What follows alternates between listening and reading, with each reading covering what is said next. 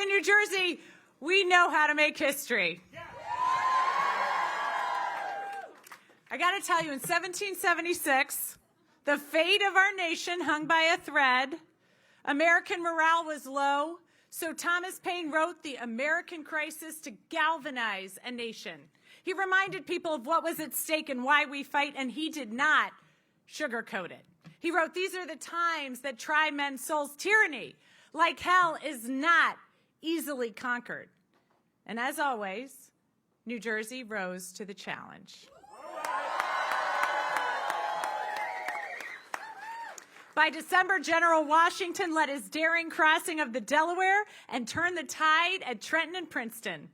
And here we are, nearly 250 years later, and New Jersey once again stands at the front lines. We are in an American crisis, but not in a war for independence, in a fight for our future.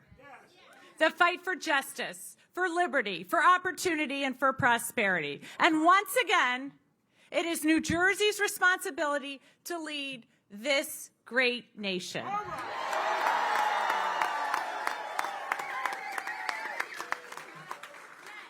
So, New Jersey, are you ready? I am too. The reason we were so successful tonight is because of all of you. I have spoken to thousands of New Jerseyans, and I've heard your stories. You told me about your hopes and your fears, your dreams and your challenges, and you told me what keeps you up at night. And here's what came through loud and clear. We love this state. I mean, we really love this state. Guys, I could write a book on the odes to people's favorite shore towns and diners.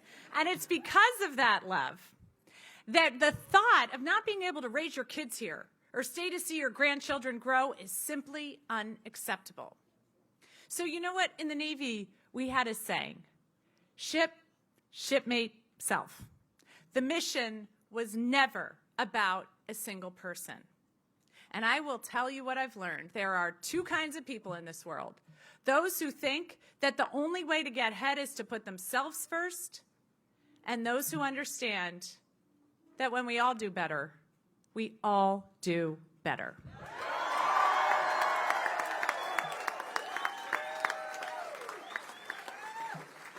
Those people mentor others. They create opportunity. And I learned in the Navy that true leaders are servant leaders. It's as much about serving others as leading them. And that's right. And I have always been honored to serve this country and serve this state. So I want to thank everyone supporting me so that I can continue to do just that. Here's what I love about New Jersey. I love that you can hike our mountains in the morning and hang out down the shore in the afternoon. We are the state that has produced everyone from Bruce Springsteen to John Bon Jovi, Lauryn Hill to Frank Sinatra, Whitney Houston, and the Jonas Brothers. We have everything from the best bagels to bingsu, curry to cannoli, Taylor ham, egg, and cheese. This state deserves the best.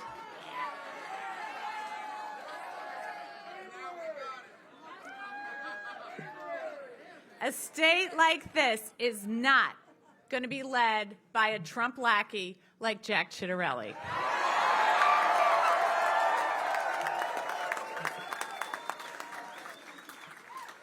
And I am ready to make life more affordable for families. Jack has raised taxes at every level of government. He raised taxes as a council member. He raised taxes as a commissioner. And you guessed it, your taxes went up when he was an assembly member. I am going to protect your kids online and create a better future for them. Jack sold our kids out to powerful pharma companies peddling opioids. I fought for Superstorm Sandy relief and helped bring home millions for hard-hit New Jersey families. Jack voted against relief for Sandy victims 3 times, screwing thousands of homeowners at one of the worst moments of their lives. So listen, I'm going to protect our rights, including the right to an abortion. Jack has pledged to implement an abortion ban and to defund Planned Parenthood. I am ready to shake up the status quo. And Jack is the status quo. He's not changed. He's a rerun. He's a ghost of elections past. And I have fought for new opportunities my entire life. From my first oath to the Constitution as a teenager at the United States Naval Academy to this moment.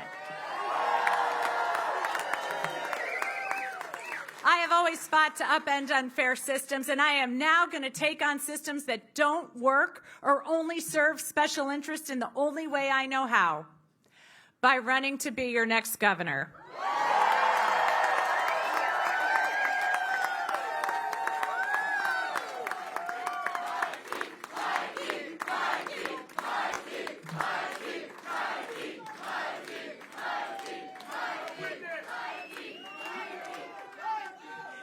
This country is too beautiful to be beholden to the cruelty and self-interest that Jack and Trump are trying to hoist on her.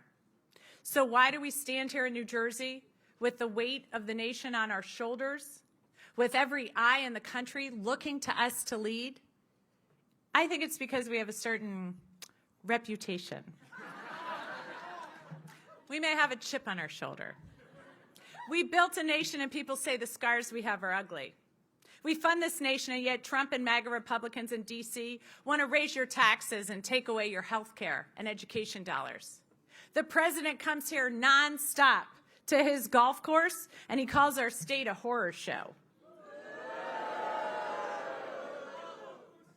But come November, we're sending a shot across the bow.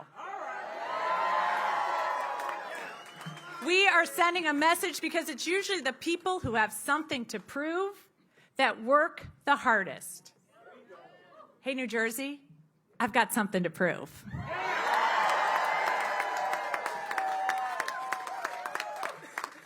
Tonight, I pledge to you, we're going to build something worthy of our state and worthy of our kids. With all of you, we can take on the tough fights and win. You saw it in this election. The Democratic Party is ready for the fight. We had 6 public servants run in this primary. Each had a different method, a different voice, a different experience. But we all shared one vision, a New Jersey that works for everyone. Not just the privileged, not just the insiders, not just those who look like us or pray like us or love like us. A New Jersey for everyone.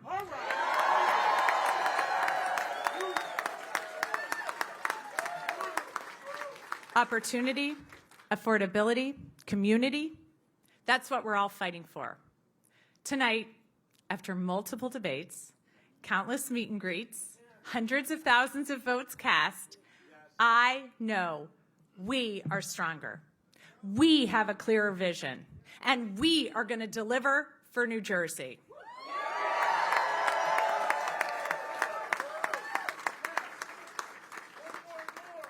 I said from the very first day of this race that this would be a campaign that we all build together, that I would listen to voters first and foremost, because we all have a place and a say in our future. There are a number of groups that I'd like to recognize who were with me from the very beginning. I'm never going to forget your support. So to the hardworking men and women of labor, the laborers and the FMBA,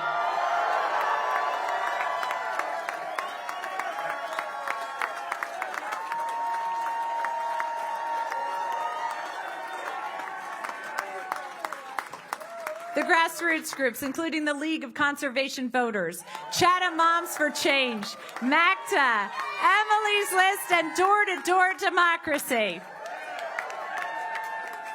I also want to thank all the party leaders and electeds who rallied their supporters and grassroots volunteers to help us have the best ground game in the state.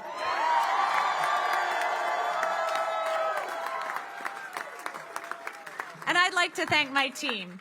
To those who've been with me since 2017, and to those who joined our crew this cycle, your tireless work and commitment to New Jersey are unmatched. I am so proud of the team we've built, and I can't wait to see what you all do in the future. Both New Jersey and I are so lucky to have you in this fight, because New Jersey is going to be the place where families want to live, where businesses want to grow, and where children deserve every opportunity. Because this is the Garden State, and this is where you plant your family and you grow your dreams.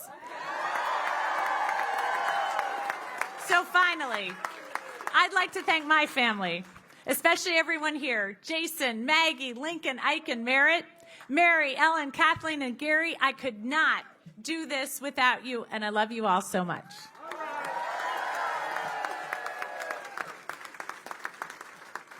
So let me close with this. If Jack Ciattarelli is the ghost of elections past, then tonight we write the future. Because the future is built on hard work and hope. And here in New Jersey, we're known for our grit, for our tenacity, maybe a little bit for how loud we are. But it's going to take a strong voice to cut through the noise from Washington and deliver for the people. So I stand here tonight doing just that. And as a mom of 4 teenagers, you guys know I am not going to put up with the incompetent, whiny nonsense coming from aggrieved MAGA Republicans.